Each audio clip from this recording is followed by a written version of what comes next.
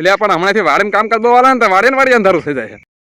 તો માતાજી મિત્રો સોર જાગી નહીં ત્યાં થઈને આપણે જવાનું વાડીએ પણ ટીંગુબેન આપણે પેલા હાલતા થઈ ગયા. અબે સાલે પછી વાડી આવી લઈ ગઈ સીધા જીતેશભાઈ વાડી માટો મારવા. જીતેશભાઈ થોડી ક્ષેત્ર વાડી કે નહીં આપણે કરવી પડશે. औकात में रहो. પછી વાડી આવીને ઝડપથી ગ્રો કર ફીર કરીને હળી લઈ લીધી. જો આમ કરીને આમ કૂદાડો ને તમને કઈ આવડતું નહીં હોય.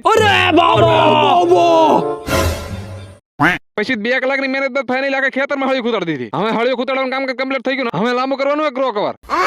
પછી ઝડપથી બાપુએ ગ્રો કવરના રોલનું અનબોક્સિંગ કરી નાખ્યું.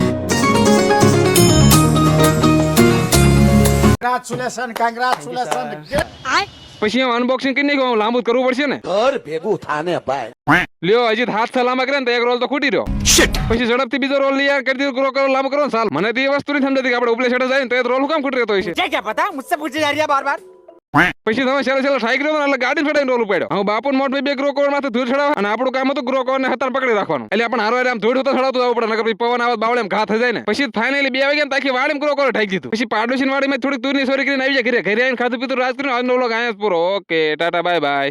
મને એવી વાત મળી કે તમે બધા વિડીયો જોઈને પછી ફોલો નથી કરતા.